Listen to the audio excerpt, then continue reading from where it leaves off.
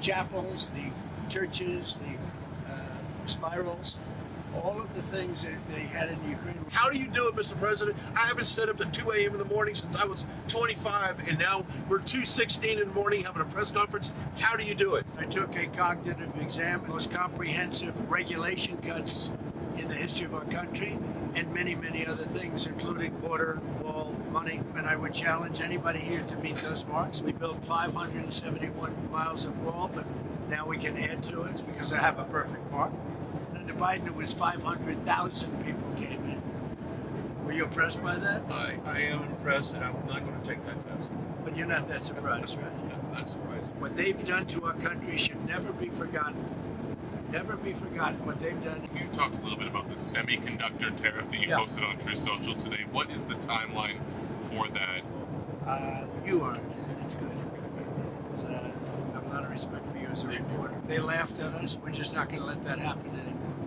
In terms of the big, beautiful bill. Right. I hope soon the big, beautiful bill. It's the big, beautiful tax cuts, really, and regulation cuts and many other things. The largest tax cuts in the history of our country. They're non-negotiable, is That's that right? But the tariffs will be in place in the not distant future because, as you know, we'll be doing that with semiconductors, with chips, and numerous other things. And that'll take place in the very near future. And all the things. And what we did is we want to uncomplicate it from a lot of companies because that's really where it should be, ideally. They're going to move into our country and we're going to have our drugs made in the United States so that in case of war, in case of whatever, we're not relying on China. It'll all happen very fast. Cities are being destroyed all over Ukraine. The whole culture is gone. This is Biden's war. This is not my war. I've been here for a very short period of time. He gave him billions and billions of dollars. He should have never allowed, if he had any brain, which he didn't have and doesn't have, and Iran also.